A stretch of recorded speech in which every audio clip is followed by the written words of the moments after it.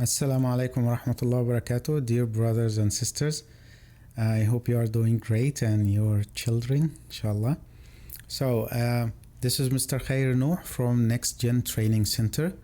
So, I'm gonna just take you like in a quick preview of the content of the FLL course we are giving this year during this first League competition 2022-2023 season, which is called Superpowered. So I'm just giving you a quick information about this competition. This competition is a worldwide competition. It's a global one that takes place in every country in the whole world, and then the two winning teams of each country will travel to America for the finals. So this is good news, of course, if your children are able to travel to America to play under the name of Saudi Arabia. That would be great. So this competition is, made up of 4 parts. The first part will be the robot game. The second part will be the research. The third part is the project. And the fourth part will be the core values. So let's come together to just understand everything of them. The first one is the robot game. So as you can see here, we have a robot game table where we have a mat. This mat will have pieces, like stuck to them. And these pieces are called missions. This robot has to do, and to solve these 16 or 17, 15 sometimes, according to, it changes every year. And then your robot will be supposed to do all these 16 or 15 or some missions in 30 minutes. So every team's robot is supposed to play 30 minutes only. And they are going to play 3 matches. And the judges will, calculate the marks, the point that they were able to get in each match. And the highest score of the 3 matches will be counted. So what the final score will be the highest score they could reach in any of the 3 matches. This is about the robot game. So the second part will be about a research. The third part will be about a project. So the research and a project are related to the theme of the competition, because this competition comes every year with a new theme. Last year, for example, was called Cargo Connect, and was talking about shipping of the goods, amongst world countries, and how is shipping works, and different things about that. This year's competition theme is Superpowered, and it deals with power sources and electricity, and like solar power, energy, and such stuff. So it's clear that the research will be about energy sources, and the project will also be about energy sources. Last year, for example, we were searching about making a research about shipping goods, and how do shipping works amongst countries. And then we made a project, like with my team, of course, we built a project like how to ship bees, honey bees. They were shipped from Egypt to Saudi Arabia or Gulf countries, in some boxes, and these boxes were not so much safe for the bees to be transferred, or transferred from one country to another country safely, because many bees died on their way. So we focused our research on you start like this, from large to more precise, like zooming in, like We start with shipping, different types of shipping, how different countries use shipping, like everything about the background about shipping in the world, all the systems and all the problems. And then we focused our research on transferring or shipping living creatures. How do they ship horses from one country to another? Different techniques and if they were safe or not. And because the area we are living in there in Tanta in Egypt is very famous for honey production and honeybees trade, so we focused our research on this very small area. We're gonna investigate how do they ship bees and transfer honeybees to other countries, and how is this useful to Egypt and those Egyptian people who sell bees. How much is this trade in Egypt? How much is it useful for the economy and everything related about this topic? And we made also a research about how and why do bees die in the world in the first place. So the Gulf areas, they need to import honeybees from Egypt, for example, as one of the countries, because their bees already dies during summer and hot weather and different circumstances. So we focused our research on this area, and this research and a project came third all over Egypt last year, alhamdulillah. So this is just a background about the research and the project. And the fourth part will be about the core values. Here are the core values you can see here: discovery, innovation, impact, teamwork, inclusion, and fun. And these core values, we teach them to students as like again titles, definition, and also how to use these core values while we are taking the training, working on the missions, how to work in like one teamwork ethics, for example. And then we may have a play or a kind of a show to show to the judges during the competition day to get the highest points ever we could. And then we may have a show me poster that shows all our works and photos, pictures of us as a team working together, building the robot together, solving the missions, making the project, doing the research. Every single piece of our activity will be shown on this show me poster during the competition day so that we can get the highest points ever. And also we will have our special costume and some decorations needed for the show or something like that. During the core values session, evaluation session, the judges might give students some games just to check if they are just memorizing these definitions or they already understand them and they apply them by default. We are talking about role playing, and every one of the team has a role to play. Like the team leader, somebody is specialized in programming, somebody is the best one in mechanical design, another one is good at art or worked so much on the show me poster. Two other persons might worked on research, and another person was good at building the project. So this is called role play.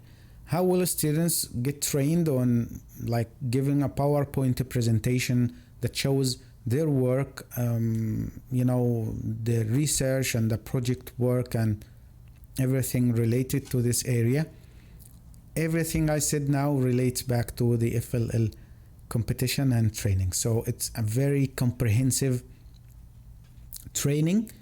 It's very comprehensive experience for the children to live and go through. It totally changes their life, their lives during and after the training and after the competition. They like it so much exciting, so much interesting for them, and also very useful.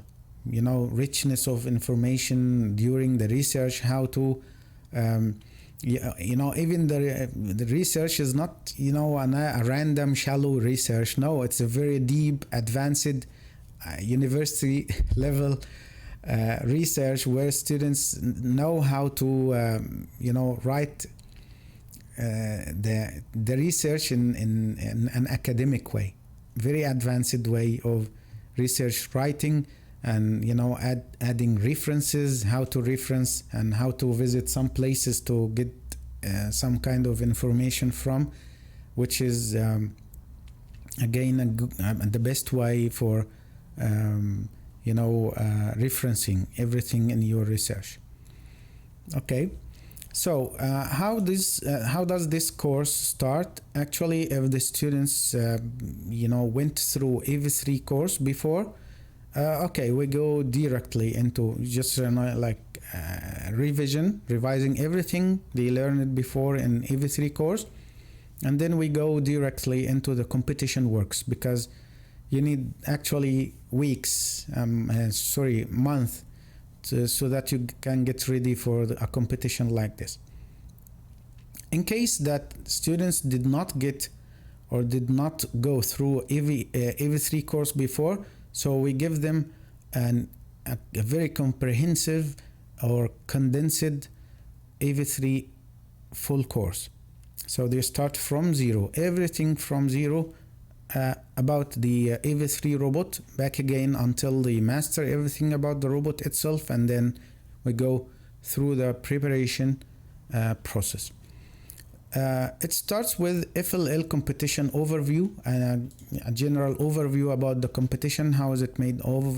I give you a really good overview now at the beginning of this video.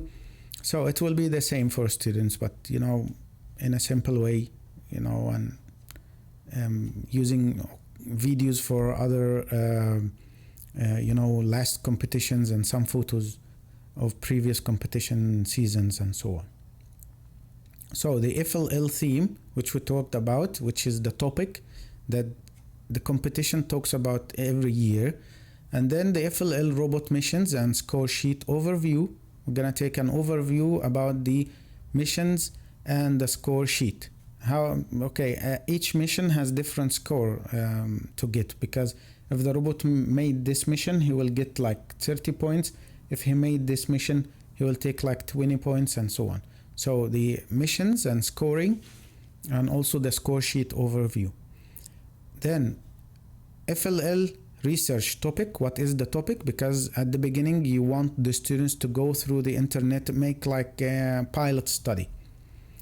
So a pilot study just to get to know everything, and then we're gonna talk also about the FLL project, and then FLL core values, again just an overview at the beginning. And then we're gonna talk about FLL rubrics. What are rubrics? They are the papers, the checklists that the judges will have. They are going to use these checklists, you know, to register the points of each team.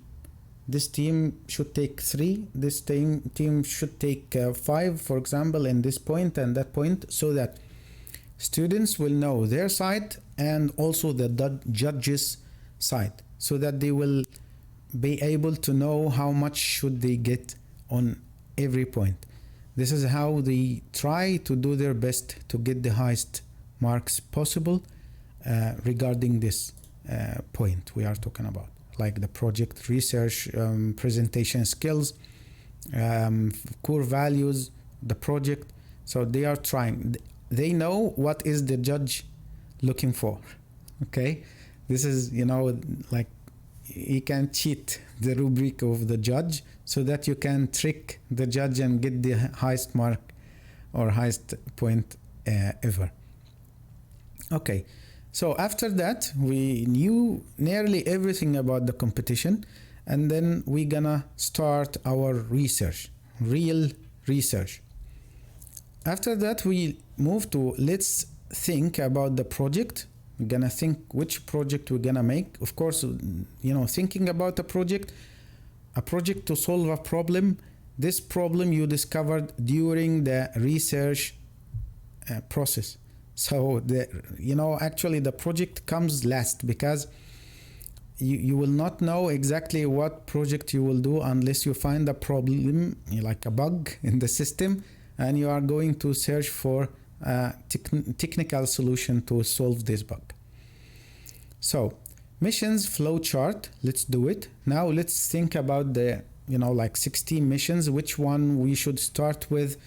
230 minutes are very limited time.